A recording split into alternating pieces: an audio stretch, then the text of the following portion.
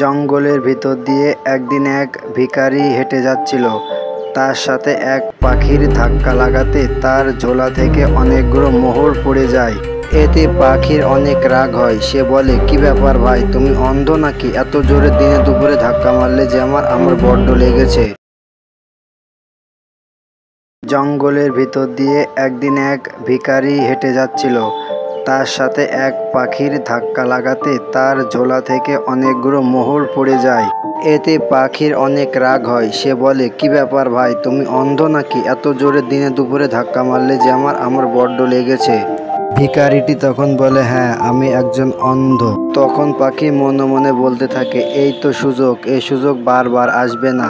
এই ভিখারি সম্পদগুলো নিয়ে আমি এখনই পালিয়ে যাই। বন্ধুরা, তোমরা কমেন্টস করে বলো, পাখি কি ভিখারির সাথে ঠিকঠাক কাজটাই কি করেছে? আর গল্পটি ভালো লাগলে অবশ্যই সাবস্ক্রাইব করব ও লাইক করে দেব।